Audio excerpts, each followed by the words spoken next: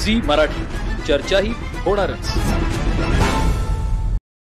जयसिंगपूर शहरात लौकिकास साजेसा आणि नव्या पिढीसाठी प्रेरणादायी ठरणारा डॉक्टर बाबासाहेब आंबेडकर यांचा भव्य पूर्णाकृती पुतळा आणि भीमसृष्टी लवकरच साकारली जाणार आहे। जयसिंगपूर नगर परिषदेच्या वतीनं हा महत्त्वाकांक्षी प्रकल्प हाती घेण्यात आला असून याबाबतची माहिती नगर परिषदेच्या मुख्याधिकारी तथा प्रशासकीय अधिकारी श्रीमती टीना गवळी यांनी पत्रकार परिषदेत दिली।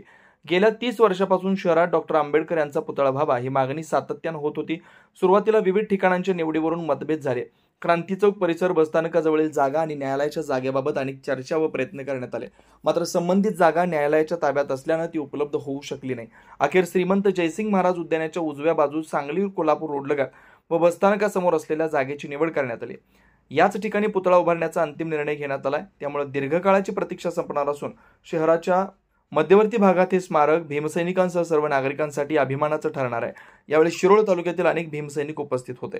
प्रचंड संख्येनं आंबेडकरी जनता येईल असं वाटलं नाही। ठराविक आपण येऊन पत्रकार परिषद घ्यावी अशी भूमिका होती, पण एकंदरीत गेली 50 वर्ष त्या जयसिंगपूर शहरामध्ये आणि विशेषतः शिरोळ तालुक्यात छत्रपती शिवाजी महाराजांचा अश्वरूढ पुतळा व्हावा आणि डॉक्टर बाबासाहेब आंबेडकरांचा पूर्णाकृती पुतळा व्हावा अशी तमाम शिरोळ तालुक्यातल्या सर्व धर्मीय जनतेची गेली अनेक दिवसांच्या 35-40 वर्ष झाली सातत्यानं मागणी होती, पण प्रत्यक्षात त्याला मूर्त स्वरूप त्या गोष्टीला लागत नव्हतं। मध्यंतरीच्या काळामध्ये 25-30 वर्षापूर्वी सुद्धा डॉक्टर बाबासाहेब आंबेडकरांचा पुतळा उभा करावा अशा भूमिकेतनं त्यावेळच्या काही ज्येष्ठ मंडळींनी समाजकारणामध्ये राजकारणामध्ये काम करणारे डॉक्टर बाबासाहेब आंबेडकरांची पुतळा समिती स्थापन केली।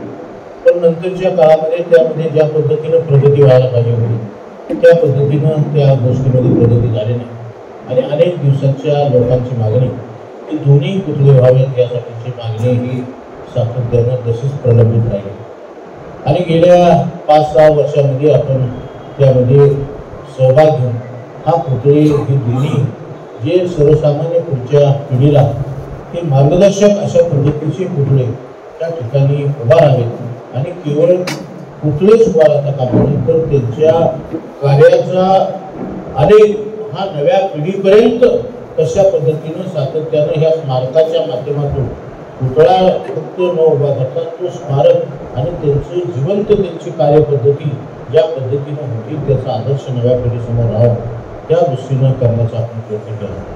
छत्रपती शिवाजी महाराजांचा पुतळा आपण भूमिपूजन केलं आणि त्याचं काम आज पूर्ण होतं आणि आज आपण त्या जागेमध्ये बसलो।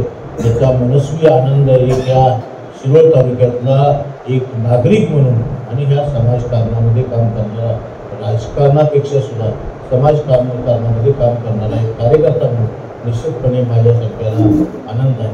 हा पुतळा उभारत असताना केवळ आमदार मंत्री त्याच्यापुरतं मर्यादित न राहता हे सगळ्या तमाम जनतेच्या इच्छा आणि एवढ्या अपेक्षा आणि त्यांची जिद्द एवढी होती त्या सगळ्यांना अतिशय भव्य दिव्य आज आपण बघितलं की छत्रपती शिवाजी महाराजांच्या ह्या स्मारकामध्ये अनेक लोक जाता येता सुद्धा थांबत या ठिकाणी आपला फोटो घेऊन त्या पद्धतीनं आदर्श शिवाजी महाराजांचं दर्शन घेऊन आज लोक पुढे जातात। अनेक लोक वेगवेगळ्या जिल्ह्यामध्ये येणारे सुद्धा जाता येता लोक या ठिकाणी भेटतात आणि त्या पद्धतीच्या कॉमेंट्स अनेक ठिकाणी मला मोबाईलवर सुद्धा काही लोकांनी दिल्या। ते निश्चितपणे हे जे सगळं की जे स्मारक उभारले ते तमाम जयसिंगपुरातल्या आणि शिवप्रेमीच्या सगळ्या श्रम जिद्द त्या सगळ्याचं फलित हे या शिवस्मारकामध्ये आहे असं म्हटलं तर फारसं वावरतं। बंधूंनो, त्याच पद्धतीनं डॉक्टर बाबासाहेब आंबेडकरांचा पूर्णाकृती पुतळा आणि स्मारक व्हावं ही अशी तमाम जनतेची जवळपास 35-40 वर्षाची मागणी ही शिवस्मारक झाल्यानंतर शिवतीर्थ झाल्यानंतर ही फक्त एकच मागणी ही अपूर्ण राहिली। सुरुवातीच्या काळामध्ये आपण छत्रपती शिवाजी महाराजांच्या अश्वरूढ पुतळ्याच्या आणि ह्या शिवतीर्थाबरोबर तेही काम चालू व्हावं अशा पद्धतीची भूमिका घेऊन आपण काम करण्याचा प्रयत्न केला। सुरुवातीच्या काळामध्ये हा कोल्हापूरकडनं येणाऱ्या मार्गाला छत्रपती शिवाजी महाराजांचा पुतळा असावा आणि शिरोळकडनं येणाऱ्या मार्गावर की डॉक्टर बाबासाहेब आंबेडकरांचा पुतळा आणि तिथे स्मारक व्हावं अशा पद्धतीची भूमिका आपण घेण्याचा प्रयत्न केला। त्याला त्याच पद्धतीनं आपल्या धर्म संस्कार मंडळानं जवळपास तिथं जागा देण्याचा ठरावही दिला आणि त्या पद्धतीनं नगरपालिकेनं कारवाई करण्याची प्रयत्न केला. काही लोकांनी वेगवेगळ्या पद्धतीच्या सूचना त्याच्यानंतर काही लोकांच्या आल्या की त्या बाजूला पुतळा नको अशा पद्धतीची भूमिका काही लोकांनी मांडल्या. नंतरच्या काळामध्ये मग आपण पर्यायी जागा कशा पद्धतीनं शोधू शकतो की जेणेकरून डॉक्टर बाबासाहेब आंबेडकरांचा पुतळा हे 35-40 वर्ष त्या आंबेडकरी आणि तमाम शिरूर तालुक्यातल्या जनतेची इच्छा पूर्ण व्हावी त्यासाठी म्हणून ही आपण प्रयत्न करण्याचा प्रयत्न केला. आपण प्रयत्न केला. नंतरच्या काळामध्ये ती परत जागा ही बदलून आपण त्या क्रांती चौकामध्ये ती जागा असावी अशा पद्धतीची भूमिका आपण घेतली. अनेक लोकांची इच्छा होती की क्रांती चौकामध्ये पुतळा. नंतरच्या काळामध्ये दोन्ही बाजूला शाहू महाराज, एका बाजूला शाहू महाराजांचा पुतळा, एका बाजूला जयसिंग महाराजांचा पुतळा, दुसऱ्या बाजूला खाजगी जागा, तिसऱ्या बाजूला ही माननीय सन्माननीय हायकोर्टाचे म्हणजे आपल्या कोर्टाची जागा तिथं होती आणि त्यामुळं आपण निश्चित त्या ST म्हणजे महाराष्ट्राचे परिवहन महामंडळाकडनं आपण जागा घेऊ.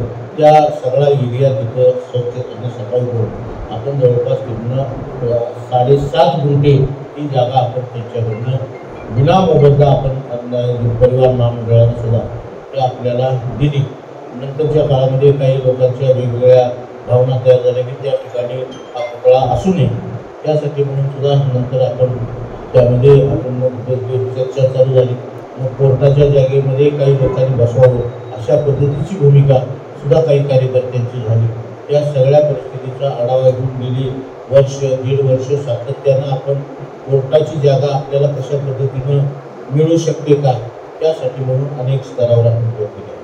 जिथं शासकीय विषय जिथं आला तिथं आपण लोकप्रतिनिधीची असेल नसेल ती सगळी ताकद वापरून शिवतीर्थाचा विषय असेल तिथं आपण मोफत जागा घेण्याचा प्रयत्न केला आणि पहिल्या राज्यामध्ये पहिल्यांदा अशी विना मोबदला जागा आपल्याला दिली आणि त्याच पद्धतीनं परिवहन महामंडळाने आपल्याला त्या काळामध्ये आपण ती मागणी केली त्यामुळे ती सुद्धा जागा आपल्याला मिळत होती.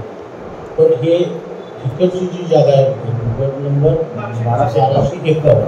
1251ची जागा ही त्या सन्माननीय कोर्टाकडे असल्यामुळं अनेक वेळा कोर्टाशी पत्रव्यवहार आपण केला. त्याच्यानंतरच्या काळामध्ये माननीय कलेक्टरांच्या बरोबर आपण पत्रव्यवहार केला. अशा अनेक ठिकाणी आपण सगळे पत्रव्यवहार